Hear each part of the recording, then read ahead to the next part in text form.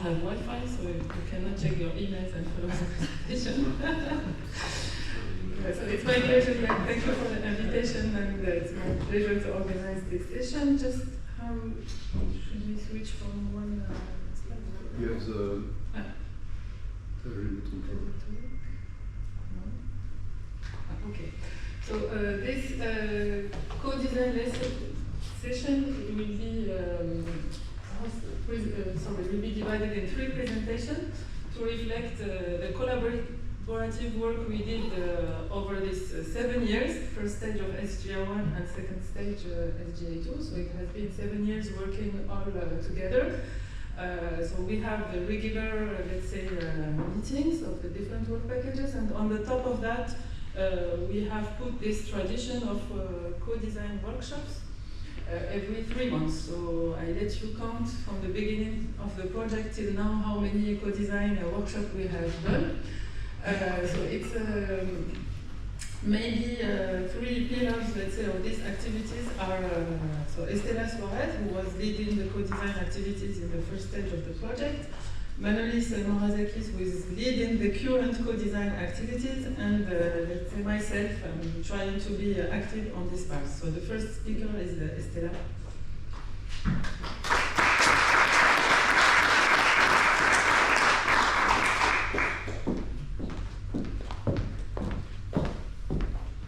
Thank you, Lilia. So, we'll make a bit of an introduction of Codesign, and I'm going to focus on one of the part of the different Codesign activities we've done in EPI, about GM5 actually, but more in general, just to start. So what we speak about is hardware-software co-design, and we understand this like a bilateral, bidirectional interaction between the architects on the model simulators and the application experts. So we have people in the team. There has been always a very large team of people in the co-design activities with 14, 15 partners involved. Some of them bringing benchmarks and applications that are relevant for their HPC workloads, and some others which are developing models, simulators, tools to study nano. So to both represent the architecture we are developing in EPI and understanding which parts of the architecture have an impact on the performance of the applications that are there. So the idea is, so why we do this is to facilitate trade-offs decisions and maximize the performance and minimize the cost given technology boundaries, because we can wish whatever we like, but at the end, as you know, technology developers have especially cost constraints and technology constraints that they have to be taken into account. So the idea is to understand those constraints and represent and see within this framework, within these boundaries, what can we do to maximize performance and minimize energy consumption. So why we need co-design? So what we can do with this co-design activities is we can validate the choices we take on the hardware and software designs. We can study microarchitectural features like cores or characteristics of cores, memory hierarchy, whether we use accelerators, which kind of accelerators these are, the idea of having chiplets, how does this have an impact on the performance of you measure at the end, the role of the interconnects within the chips, and so on. We are looking into the metrics of performance, of power, and also thermal characteristics, and then within the models we are using, we are also able to do some hardware and software debugging, so to fast identify problems and solve them. And one has to take into account that given the boundaries that the hardware developers have, so we had a very interactive collaboration with them. So Lilia mentioned the co-design workshop, so we used to have, at least in the first phase and also in the second discontinued, every month and a half, every 2 months, like a full day or half day workshops where we were showing the studies that had been done with the models and simulators, and the architects were giving us updates how the architecture and the development has been evolving. So where maybe there is new decisions that need to be taken and what are the possibilities. So this interaction has been very productive, and that's, you will see here in these slides and also later with Manolis and Lilia some of the examples. So just to put everything on a graph, we have been using different hardware platforms. We have used ARM reference platforms, things like A64FX from Fujitsu, also Graviton, because they are the closest architecture we had to the development in REA. And also on the RISC-V side, we had the software development vehicle hosted at BSc, and where many analyses had been done by Filippo and his team, and also other partners. We had then two work packages. That is, one is called validation, and the other one is called Codesign. So validation means, in this context, taking applications, taking kernels of applications and running them on those platforms to identify, for example, how much does it depend on the level of vectorization, which is the length of the vectors you can support, and where you get the better performance. This is just an example, but basically it's to evaluate the technology with benchmarks, while Codesign is focused on having simulators and models that represent the architecture and allow you to play with making trade-offs analysis. So what if I increase the number of cores and reduce a little bit on the size of the caches? So this kind of trade-offs we will be looking into. This information we give back to the chip architects in these Codesign workshops we had, and they are taking into account this feedback in the development of their future chips. So one needs to remember that there is always a timeline on this thing. So when we give feedback now, until this can be reflected on the hardware, is typically the next generation. It's not something you immediately take now in the current generation. And then for this Codesign thing, we had multi-level benchmark suites, so many different benchmarks from full applications to very small kernels, and also a multi-level set of models and simulators. So, and the cycle then goes back. With their chips, we get the new reference platforms we can evaluate, and so on. So I spoke about the multi-level set of models and evaluators, and that's what is represented here on this slide. So you have in the middle three main tools we've been using in EPI. The first one is GM5, that's the one I will be speaking about. Then you have BPC, that is Lilia's gonna be speaking about this one. And we had also Musa from BSc. It's not contained in this presentation, but it was also a key element of the project. So the idea of having difference is because GM5, for example, allows you to make very precise representation of the microarchitecture of each core and within the chip itself. So you can get very tiny, very detailed information from the architecture, but it's also very slow. So you cannot simulate full application, you cannot simulate often even the full chip. You maybe have to reduce to one quadrant or a couple of quadrants. So if you really want to make system level analysis, you need other tools to complement this. And that's the role of, for example, VPSim, that's also the role of Musa.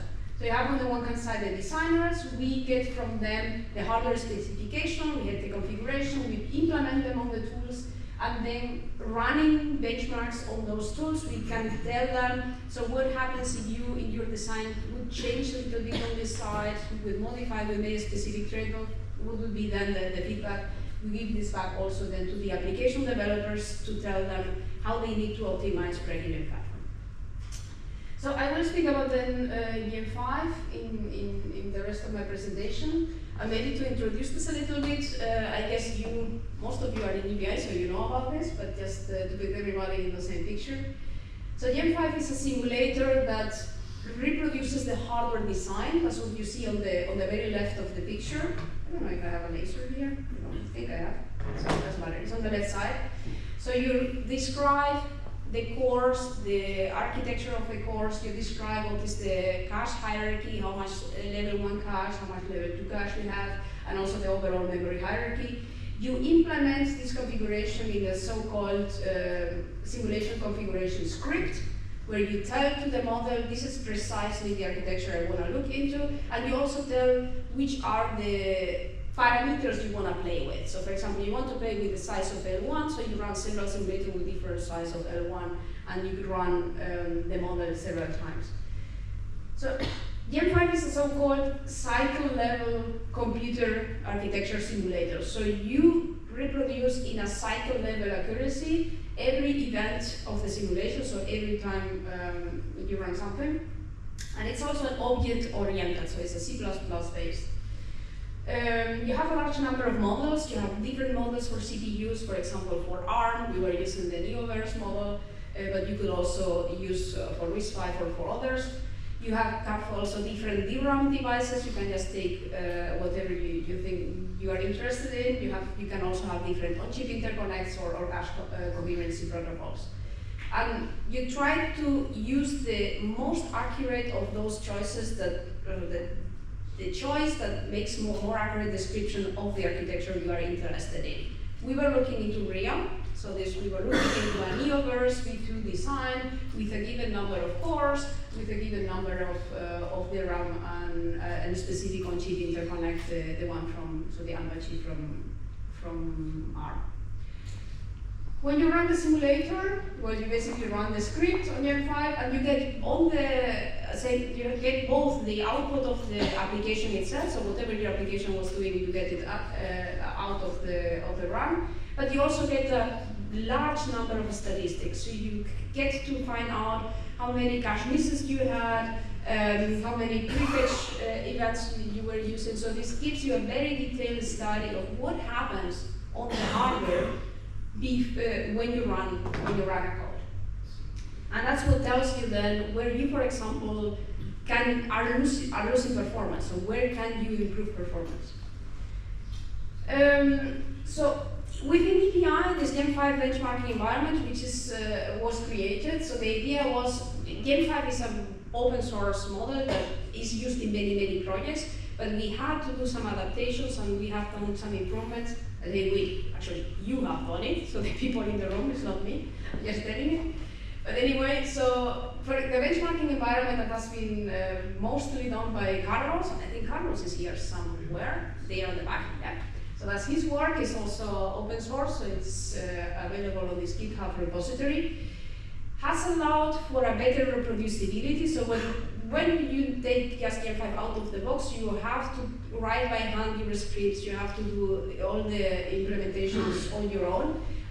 His framework allows you to make this much more systematic. So you give the parameters you want to play with, and it generates automatically a number of runs for your different configurations. It generates the binaries, the simulation images, and the bootloaders, and you just launch everything on the machine. It also allows a better model configuration, so replacing this procedural configuration that is handwritten Python script by something that is automatically generated, and therefore improves reproducibility. What you run today, you can take the same script, rerun it tomorrow, and you should get the same results. So it's very useful when you are doing this kind of co-design studies over years, as we have been doing in EPI. And using this model, as I said, also features were added to Gen 5 itself within EPI. Why? Because it was needed. So we had some requirements. We wanted to make an accurate model of the cache coherency on the network traffic, and to do this, we needed to include this garnet support for Apache protocols, so have a detailed interconnection network. We also have the requirement to have bandwidth performance of the modern ARM mesh networks, so to have a real representation of what ARM mesh networks are doing today. And for this, multiple links covering the same VNets have been implemented on the garnet support. We wanted to study the model, the effect of NUMA topologies, latencies, and also including island memory. So it has been included in the Gen 5 NUMA node identifiers for the CPU and the memory. Another thing we wanted to do is to have support for our CPU caches with the streaming mode and bypassing technique, and this has been also added. And last but not least, to model the RCPU performance and the instruction throughput, there was also an implementation on the model front end. So, as I said, so Gen 5 is kind of a whole ecosystem, but when you want to very accurately simulate a specific device, and that was the case in EPI, the specific RIA processor, this tuning, these additions to the standard simulator were needed and were done in EPI. What does this allow you? So once you have your model set up there, so what you can do is do architectural studies. For example, and this is just one of the examples that have been done across the years, is from Fabian, from a PhD student in our group. He was interested in looking what happens, as I think that Greg mentioned, the idea of chiplets. So when you stop doing a very large monolithic CPU and you chop it into smaller chiplets that you attach together onto an interposer, for example. what is the impact at the end on the application when you do this? So first of all, in order to model this, the GIM5 had to be adapted, to be extended, including this chiplet-to-chiplet link simulation. So you have the network on chip on the picture on the top shows the two chiplets that are interconnected. So with the chiplet-to-chiplet link, you have the network on chip of the chiplet 0 on the left and the network chip of the chiplet 1 on the right side. So this link had to be included in the simulator, so each of the chiplets has its own network on chip, and then you have to add all these gateways to the logic, including this chiplet-to-chiplet link buffers for the file transmission. And at the bottom you have kind of a zoom in onto the specific implementation in the model with all the elements around it. So the RN is the request node where the cores and the caches are connected. Then you have the HN is the home node, that is the point of coherency that delivers cache coherency on the design. And then the SN is the subordinate node that is giving you the access to the memory. And then in between of the two chiplets, this chiplet-to-chiplet link with reproducing the bandwidth and the latency has been included, as well as in each of the chiplets the gateway that takes care of the cache coherency and the deadlock freedom and all that. So at the end, when you cut your chip into chiplets, you include more complexity in the communication between those things, and this also increases latencies and increases more complexity on the cache coherency protocol. So once this was all included in the model, different configurations were studied. So these three different configurations are in the top left. So L1 is the classical monolithic chip where all the cores are into one chip. R2 is when you divide this into two chiplets. You have overall the same number of cores, but each one of the chiplets have half of the cores. And then R3 is dividing it into 4. Obviously, also the number of gateways and the chiplet-to-chiplet links is then increasing with the number of chiplets. And you see on the right of the different scenarios, so how the different configurations have different numbers of cores per die. And of course, the memory and all this is also per die changing. The overall, you get the same, but physically, the things are divided differently. Having this represented, the kind of studies you could do is look into the chiplet-to-chiplet communications. So what happens when you run applications there? So if you run, for example, stream, classical benchmarking in HPC, and you allocate the vectors in one of the chiplets, but then you activate the CPUs on the other remote chiplet for communication. So playing with the parameters, with the depths of the queues and the transmission parameters of the chiplet-to-chiplet communication, you see how this impacts the memory bandwidth utilization. So that's important information for people like Cycle or others that develop now or want to develop chiplet-based solutions. What are the right parameters to put into the gateways between chiplets so that the performance and the memory bandwidth can be maximized? Doing this with different benchmarks is also something that Fabian has been looking into, so Ligra, MiniFE, and Wolverla, and this helps to see which kind of applications have more impact or suffer more impact from the fact that the latency between the chiplets is increased, so when you have more chiplets. So with this, so Ligra is the one that shows here more dependency. You see how the performance goes down, so lower is worse, so higher is better. The performance goes down in Ligra. The others don't suffer that much because they are doing most of the communication within their own chiplets, so there is not so much suffering from the communication between the chiplets.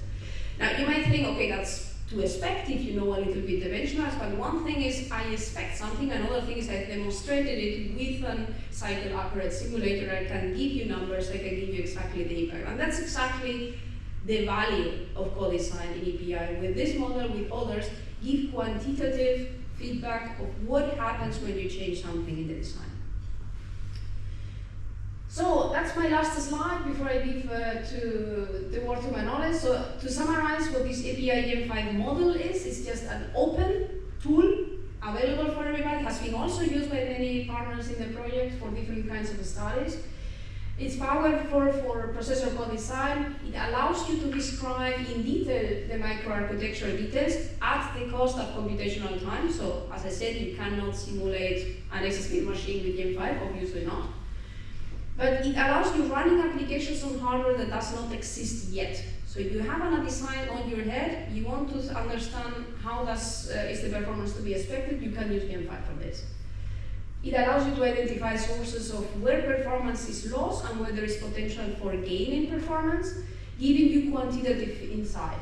And the very important thing is that it can be used to address very different use cases, very different design questions, and you will see in Manolis' presentation much more examples of this. And hopefully, so the idea is that it can help you to make the right choices on processor architecture with a quantitative insight. So with this introduction to Gen5, I give to Manolis. That will, I think, speak a bit more on other use cases.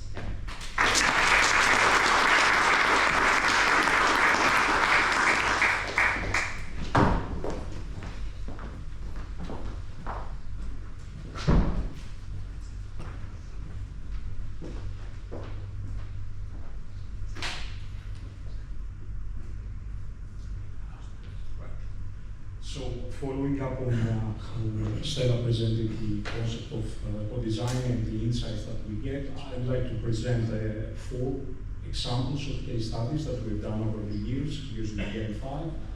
And it's in this mode of what if we had certain parameters for critical subsystems of the processor, what if we configure subsystems in a certain way. It is a deductive process in the sense that we have an overall theory of operation for the system, and you try to make what evidence you collect be part of a coherent picture. If the parts don't fit, if you trust the numbers and the observation, then perhaps your overall theory of operation is a bit defective and you need to revise. And this is a cycle, as Estela very accurately explained, and it takes a lot of effort from different types of disciplines, and also it gets us, to be honest, with possibilities. Well, I might have a very elegant design in mind, but the numbers just don't work because I ignore certain parts.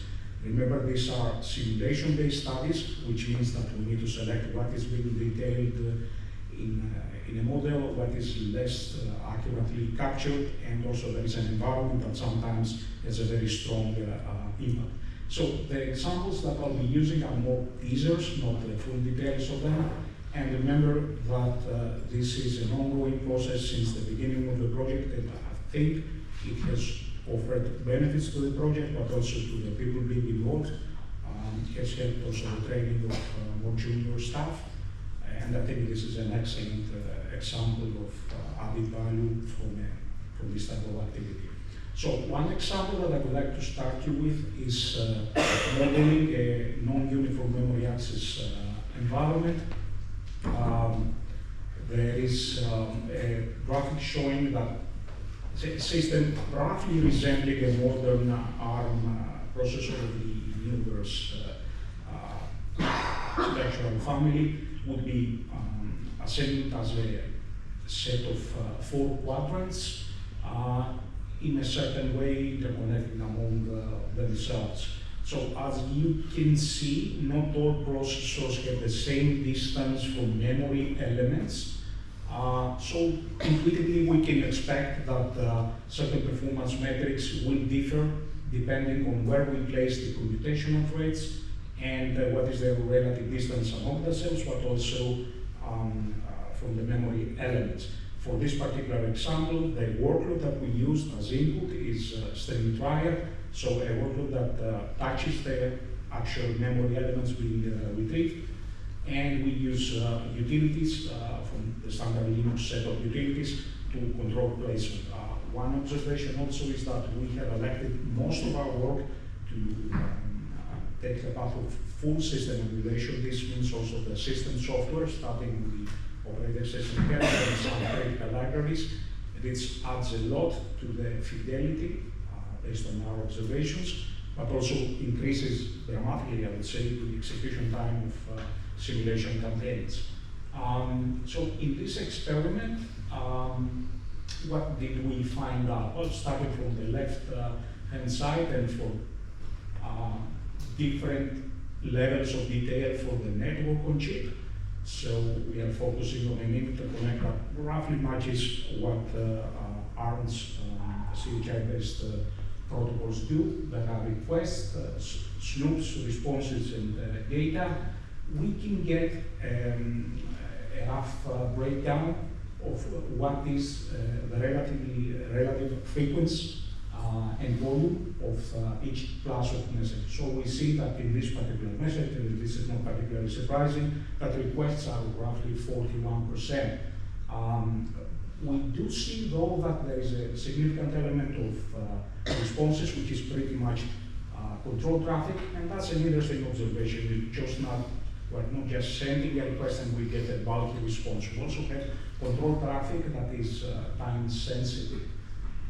If we go to the right-hand side chart, what we can see is that for different placements, which are represented by the different colors there, for different placements of the data, this relative distance is really different, right? So you can have up to 2.3 hops between requester and data, or you can go up to 4.6 hops. So this is, again, follows the intuition, but it shows also this example that we can understand low-level details of the interconnect, and perhaps this can drive our decisions about sizes and parameters of the system on chip interconnect. Following up there, well, we can see, going again to the left-hand side first, that even with a very, shall we say, aggressive memory system based on HBM technology, for the particular example in generation 2, the relative placement of the data and for a particular, shall we say, relative latency across the links of this interconnect, we can see different levels of utilization. So, obvious example, if I place my threads where the data is, I'm using more of my memory, so the end user observes a high performance level. Now, I cannot do this for an infinite number of threads. I will need at some point to spread, and I can have the middle column, which is a distance of 1, and then my utilization level drops. Or what is kind of surprising is that if I allow myself to go 2 hops away, well, the utilization level for the memory is pretty much in the same level. That's an interesting effect. But in this example, we assume a particularly low latency level. What if we go to a more to the right-hand side chart, to a latency setting for our model, where the latency is a bit more realistic, I would say. Well, then the effect is magnified, and we do see that the configurations where I go either 1 hop or 2 hops away, now the difference is a bit more pronounced. So all these are observations that perhaps can guide a designer on how to understand the trade-offs. And the key word here is trade-offs. There is absolutely no case where you have a single, very, shall we say, safe, all cases robust solution. Let's make this a bit more, shall we say, complex in some sense. 3 different words, 3 different ways to use the network on chip and decide how to place your last level, system level cache, and cores. And in all these cases, on the left-hand column, we have the memory system. What is better to do? Can I intermingle cores and slices of the last level cache? Is it better if I put my last level cache as close as possible to the left-hand side, to where the memory system elements are? Is it better if I put the cores close to the memory? Again, these are 3 different words, and all of them carry pros and cons. And just for the case of illustration, I'll just focus on the middle one, where the last level cache is actually closer to the HBM memory. We do see that for an example where we have 16 threads operating. Again, workload of choice is Triad from Stream that actually touches the data. Well, we do see for different sizes, so we can have this parameterization as well, 1, 2, or 3 megabytes of size for each of the system level slices, cache slices. We observe quite different levels of traffic in the interconnect. Is this important? Well, we do observe that the topologies 2 and 3 are significantly at lower levels of traffic on the interconnect. Now, again, this is an effect at the lower level. We always need to be careful if this effect translates to something that is useful to the end user, if the performance effects that we think we observe are actually exposed and positively or negatively to the end users. But again, this type of technology allows us to gain a lot of insight on minute details of a very complex design. We can perhaps show you one more example of this one. Kind of a heat map style of representation. Now, the feature that we examine here is whether the interconnect allows what is called VNets, if VNets are on or off. Lighter colors mean higher bandwidth measurements. So without VNets, everything passes pretty much from one logical net. We are focusing on one of the topologies that you saw earlier. And we do see this high score of 260 gigabytes per second. But if we do multiple VNets, which is the right-hand side panel, then we do see that I have 165 gigabytes per second on each of the VNets for an aggregate of over 335. So that seems to be a very positive situation at the micro level, and it just happens to be exposed at the macro level as well. Last line in this box in the end, observable performance 81 gigabytes per second. This is what an end user would expect from the trial benchmark. Well, I can do 144 with the same hardware, just tweaking my options for the virtual net. Again, the technology allows us to explore this type of alternatives. And really, there is absolutely no clear winner most of the times. This is an example where the micro level absolutely is reflected on the macro level. One more example, again, pointing to the fact that we need to model the entire software stack.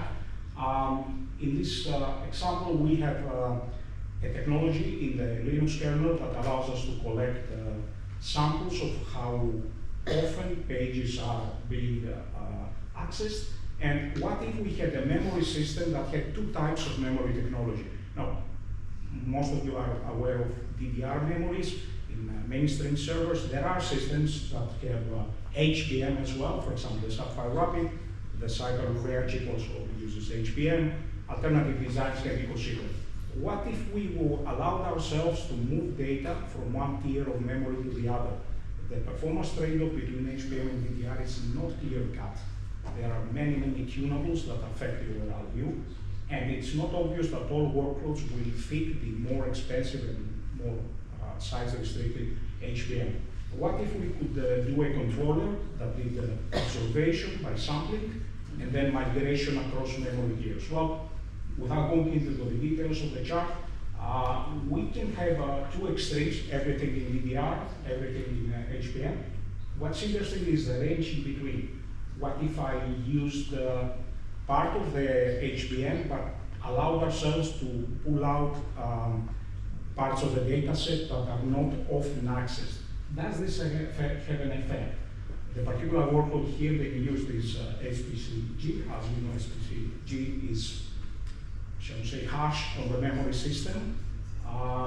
And for simplicity, we focus on one thread. So best case would be roughly 1 gigaflop per second. Worst case, 0.75.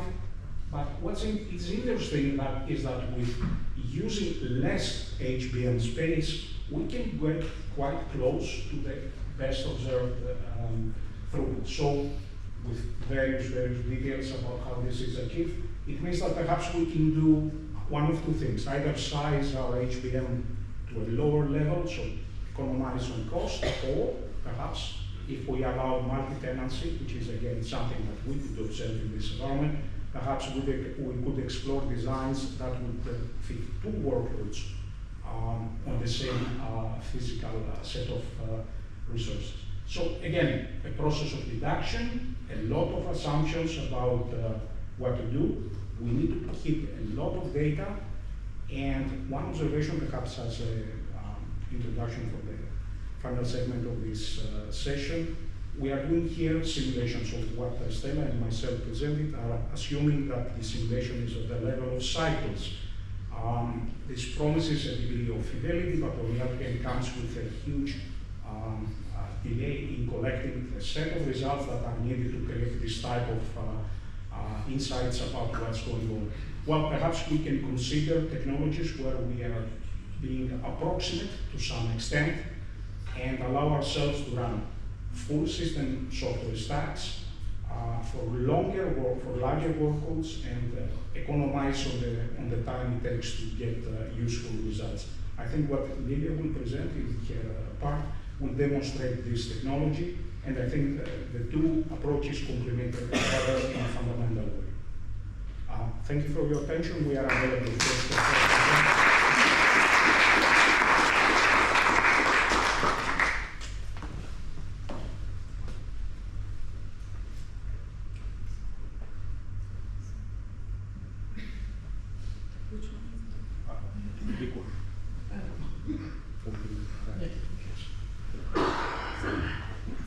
It's my turn, let's say, to present the work that has been carried out within the CA team. But first of all, I would like to thank all my colleagues that have been very active in this work, whatever on the designer and the architect team, the application part, and of course the developers of the tools. So it has been mentioned before as an introduction, so Codesign is really important to give quantitative insight to the designers and the application part. We divide this in two parts, let's say. The first part is the modeling in order to evaluate the key performance indicator, and the second part is the real exploration, let's say, to find the best configuration. So it's represented by this general scheme. At CA we have been developing two tools, VPSIM and ADECA. So the first one, VPSIM, is for modeling and simulation. So it aims to build virtual prototype of complex SoC in order to perform fast design evaluation.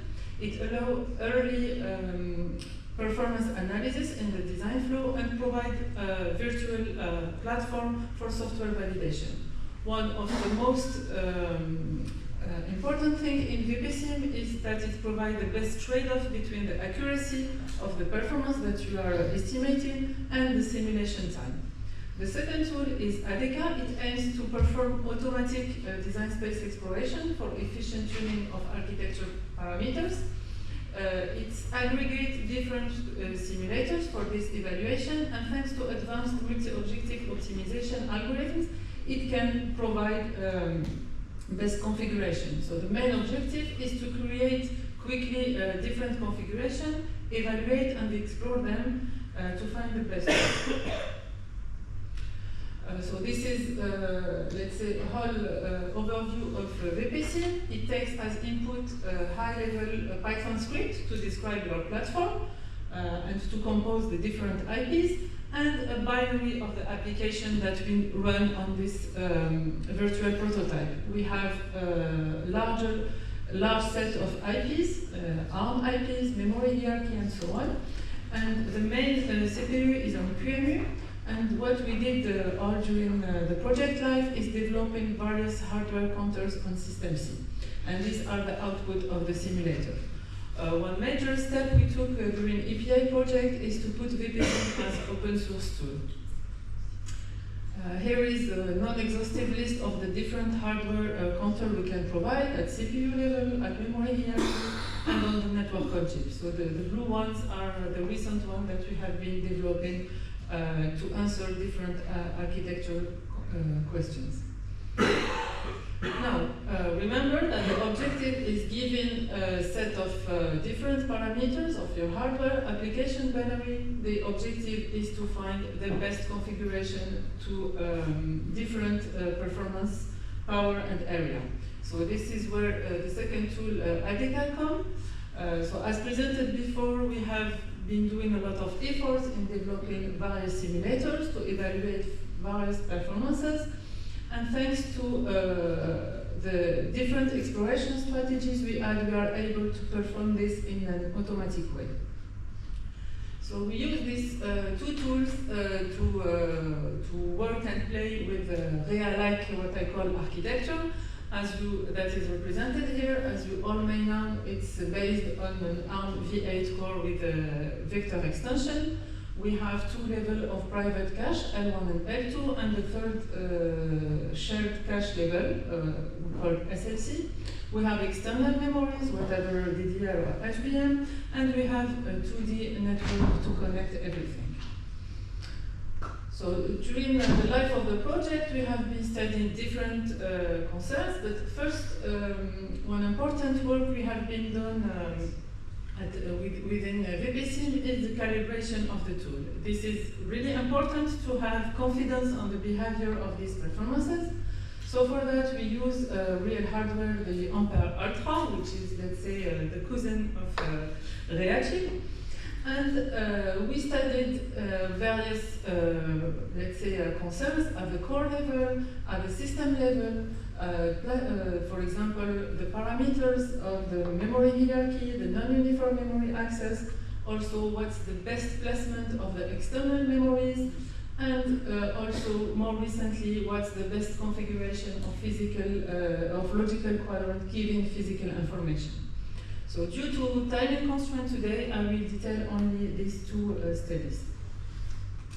So the first one at the core level, so the table here represents the different, let's say, architectural parameters. So we have the number of cores, the number of clusters per core, the size of the different memory levels, the L1, the L2, and some parameters related to the network on chip. We have on the left the different values that are possible. Keep in mind that the objective is to build a general purpose processor, so we have to use various application needs. So we use the classical one, stream, that is memory bandwidth, but also DGM and Berla that are more CPU bandwidth. So, as I said at the beginning, so VPSIM is a fast, let's say, simulator. However, one simulation for one configuration took around 3 minutes. So for example, if I want to take like 32 core with 4 cluster by core and different one size of L1, L2 and so on, and run a stream, a binary, it will take me 3 minutes. So these small tables have more than 2 million configurations. So simulating all these configurations will take 7 years. So I'm not sure that any project will wait, let's say, to have all these numbers.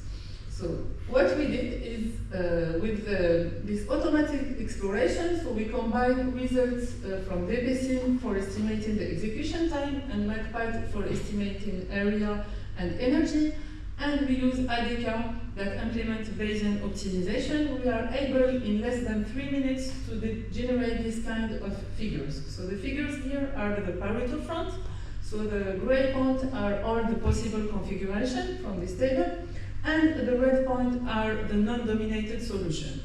So this helps us to have, let's say, a first filter of the best configuration, and then based on this red point, we can run more detailed simulation, for example, with Gen 5, to have more precise numbers, and so on, continue the exploration. Now, to scale up at the, let's say, the system level, we all know that memory bottleneck have to be addressed. So one way to do that is to use the NUMA concept. So it's non-uniform access that helps to scale out for the usual HPC workload. However, there are various design concerns that need to be addressed. what are the best memory placement, how to partition your CPU node, how to dimension the interconnect, and so on. And on the top of that, of course, both your application and your software must be, let's say, NUMA aware. So studying the effect of different workload performance is really crucial to analyze and quantify what are the benefits and what are the good trade-offs to take on the NUMA part. So there have been several studies. Manolis presented before some studies on the microarchitectural part. On VPSIM, we studied the impact of different SLC. So remember, SLC is the system level cache, so the third level cache. So what are the different address, for example, range that we can take? How does the application load balancing affect performance, and so on? So due to some timing constraint, I will not detail all these figures. We have the full study has been published 1 year ago, if you want to have a look. But the key two important messages are the following. So SLC cache group functionality consistently reduce the average network packet distance, and a good load balancing is really critical for application to benefit from NUMA functionality. So these are the example of feedback we give to architects, mainly at the cyber side, to pursue their, let's say, exploration and take a good decision. So in summary, what we have done at CA team is developing these two tools, VPSIM and ADECA, and it helps to take various decisions at two levels. Before you phrase your hardware, so there are various questions that you need to answer, but it's also still continue after you freeze your hardware.